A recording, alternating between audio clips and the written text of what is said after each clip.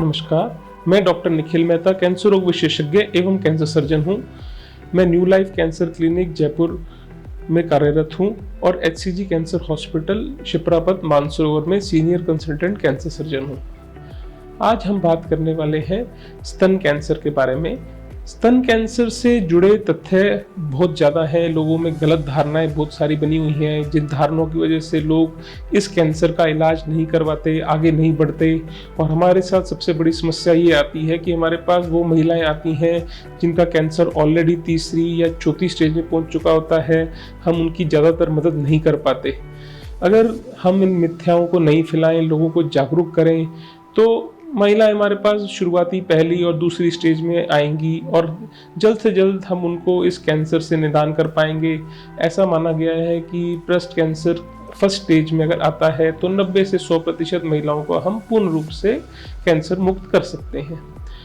आज हम इसी उपलक्ष्य में ब्रेस्ट कैंसर से जुड़े जो लोगों में मिथ्याएं हैं उनके बारे में चर्चा करेंगे। जो सबसे पहले ही मेरे पास सवाल आते हैं कि कोई महिला मेरे पास आके कहती है कि ये स्तन कैंसर तो यूजुअली पाया गया है कि 50 से 60 उम्र से ऊपर या उनकी महिलाओं को ही होता है। तो ये एक गलत धारणा है। हम आजकल देख रहे हैं क्योंकि हमारा पाश्चात्य संस्कृतिकरण भारत में बहुत ज़्यादा हो गया है, उसके कारण हमें स्तन कैंसर 40 साल की उम्र में ही मिल रहा है। 15% ब्रेस्ट कैंसर ऐसे हैं और वो भी ज़्यादा हानिकारक हैं जो 40 साल से कम की उम्र में भी मिल रहे हैं। तो हमें ये नहीं सोचना चाहिए कि हमें कोई स्तन में गांठ नहीं है या स्तन में दर्द नहीं है तो हमें डॉक्टर से नहीं परामर्श लेना है। हमें रूटीन रूप में भी 40 साल से ऊपर एक बार स्तन की स्क्रीनिंग जरूर करवानी चाहिए, जिससे कि शुरुआती लक्षणों में ही इसको पकड़ सकें। दूसरी धारणा स्तन कैंसर के प्रति हमारे पास जो आती है कि अगर किसी महिला वो प्रेगनेंसी है या फिर वो स्तनपान करवा रही है अपने बच्चे को, यानी ब्रेस्ट फीडिंग करवा रही है और उसमें उस टाइम कोई गांठ मिलती है तो क्या ये दूध की गांठ है या फिर ये स्तन कैंसर हो सकता है। देखिए कि ज़्यादातर ये सही होता है कि ये दूध की गांठ हो सकती है, लेकिन कभी कभी प्रेगनेंसी एसोसिएटेड कैंसर भी होते हैं, यानी प्रेगनेंसी के वक्त भी स्तन कैंसर हो सकता है, जिसके लिए भी डॉक्टर से परामर्श लेनी जरूरी है कि अगर कोई भी प्रेगनेंसी के कारण किसी महिला में ऐसी स्तन में गांठ है जो समय समय से बढ़ रही है लेकिन नहीं, दूध पिलाने के बाद भी नहीं घट रही है, तो उसके लिए डॉक्टर से परामर्श अवश्य लें। ये स्तन कैंसर हो सकता है।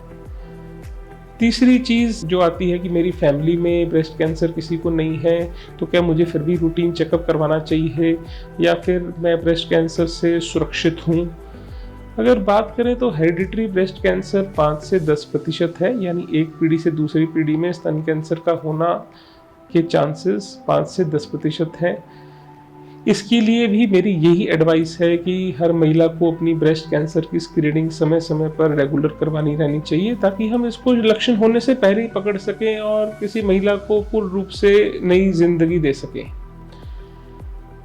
और दूसरी चीज़ ये भी देखने को मिलती है कि हमें कोई स्तन में ट्यूमर नहीं है, कोई गांठ नहीं है, रूटीन में भी क्या मुझे चेकअप कराएं?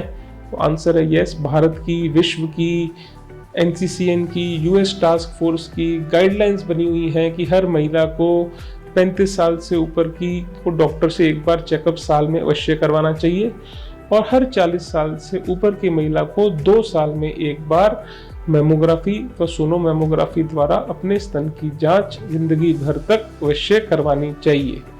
ऐसी स्थिति में हम स्तन कैंसर को पहली या उससे भी पहली स्टेज में जल्द से जल्द पकड़ करके महिला को कैंसर मुक्त कर सकते हैं। और जैसे कि मैंने बात करी मैमोग्राफी के बारे में, मेरे पास बहुत ज़्यादा कॉमनली सवाल आते हैं कि मैमोग्राफी बहुत पेनफुल है, बहुत दर्द होता है इसको करवाने में, इससे रेडिएशन का खतरा है, रेडिएशन से भी कैंसर हो सकता है। तो मैं आपको ये आज बताना चाहूँगा कि अगर हम इसी मैमोग्राफी को अपने पीरियड्स के 5वें या 6ठे दिन पे प्लेस करते हैं, यानी पीरियड शुरू होने के 5वें या 6ठे दिन में करते हैं, तो दर्द बहुत कम होता है, बिल्कुल ना के बराबर ही रहता है और जल्द से जल्द ये मैमोग्राफी कर सकते हैं। दूसरी चीज़, क्या रेडिएशन मैमोग्राफी से कैंसर होता है? तो रेडिएशन बहुत ही कम मात्रा में, एक एक्सरे से भी कम मात्रा में हम मैमोग्राफी में देते हैं। उसका 0.3% एक एक्सरे का होता है अनुमानित। तो उससे कैंसर होने का खतरा बिल्कुल ही 0% है। तो इससे डरे नहीं, जल्द से जल्द अपनी मैमोग्राफी जांच अगर आपने नहीं करवाई है और आपकी उम्र 40 साल से ऊपर है तो इसे जल्द से जल्द करवाएं। ये आपके लिए बहुत ही सुरक्षा कवच है।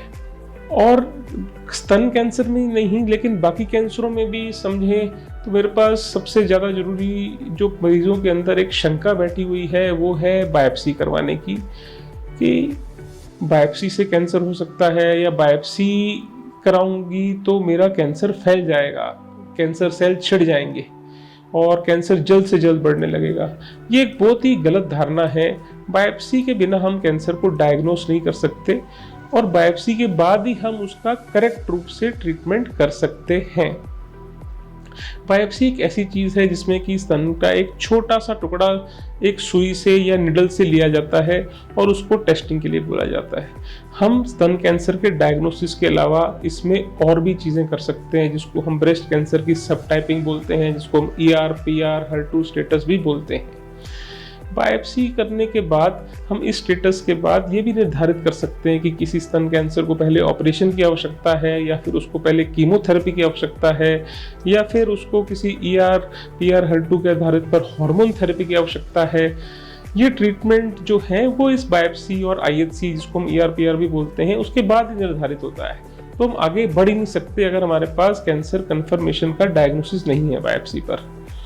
और जो भ्रांतियां हैं वो है कि ये टाइट ब्रा पहनने से या फिर डिओड्रेंट के अधिक इस्तेमाल करने से क्या ब्रेस्ट कैंसर का खतरा बढ़ सकता है। किसी भी महिला जो कि वेल सपोर्टेड ब्रा पहन रही है या अच्छी फिटिंग की ब्रा पहन रही है या फिर रूटीन मात्रा में, ना कि अधिक मात्रा में डिओड्रेंट या दूसरी सुगंधियों का उपयोग कर रही हैं, तो इनसे ब्रेस्ट कैंसर नहीं बढ़ता। तो इनसे हमें नहीं डरना चाहिए। और ट्रीटमेंट के रिलेटेड अगर मैं मिथ्याओं का आंसर दूं कि पहले जो समस्या थी कि इसमें स्तन को पूरा निकालना पड़ता था, तो अभी तक जो रूटीन में जो पब्लिक की इंफॉर्मेशन मेरे पास आती है, जो महिलाओं में ज़्यादातर ये भ्रांति है कि अगर मुझे स्तन कैंसर है तो मुझे पूरे स्तन को निकलवाना ही पड़ेगा, मेरे पास कोई और ऑप्शन नहीं बचेगी, हम ऑफिस में कैसे काम करेंगी या परिवार में क्या मुंह दिखाएंगी, मेरा स्तन नहीं है एक साइड का। तो इसके कारण कई महिलाएं इसका इलाज या ऑपरेशन नहीं करवाती। तो अगर हम आज की डेट की या टेक्नोलॉजी की एडवांसमेंट की बात करें तो हमारे पास ऐसी सुविधा आ गई है जिसका नाम है ब्रेस्ट कंजर्वेशन सर्जरी, यानी कि हम एक छोटा सा चीरा देकर स्तन की गांठ को पूर्ण रूप से निकाल सकते हैं और एक ही छोटा सा चीरा बगल में देकर बगल की गांठों को भी निकाल सकते हैं। इससे क्या होता है कि पूरा स्तन बच जाता है, हमें पूरे स्तन को निकालना नहीं पड़ता और कैंसर का भी पूर्ण रूप से निदान हो जाता है। ऐसा करने पर के रेट्स जो है पूरे स्तन को निकालने के बराबर ही हैं और एक महिलाओं में अलग लेवल का कॉन्फिडेंस आ जाता है कि मेरा पूरा स्तन बच गया और कैंसर का इलाज भी हो गया। तो अपना रूटीन रूप से कार्य जो भी है समाज में कर सकती है। लेकिन कुछ महिलाओं में हमें स्तन निकालना ही पड़ता है क्योंकि कैंसर थोड़ा सा बड़ा होता है। अगर उनके लिए बात करें तो उनके लिए भी एक बहुत ही विकसित एडवांस प्लास्टिक सर्जरी आ चुकी है जिसको हम होल ब्रेस्ट रिकंस्ट्रक्शन भी बोलते हैं, यानी पूरे स्तन का पुनर्निर्माण करना। ये एक एडवांस तरह की प्लास्टिक सर्जरी होती है जिसमें हम पेट से, नीतोपीठ से चमड़ा ले सकते हैं और स्तन का पूर्ण निर्माण दूसरे स्तन के बराबर कर सकते हैं, जिससे कि स्तन के आकार में परिवर्तन नहीं दिखता और स्तन वैसे का वैसा ही दिखता है। तो ये कुछ भ्रांतियाँ हैं जिसको हमें नहीं समझना होता है तो हमें ये परेशानी हो जाती है। तो आए हम आगे बढ़ें, इन मिथ्याओं को पीछे छोड़ें और इस अक्टूबर मंथ, जो कि एक कैंसर अवेयरनेस मंथ के लिए भी बनाया जाता है, इसके प्रति लोगों को जागरूक करें और ब्रेस्ट कैंसर से निदान पाएं।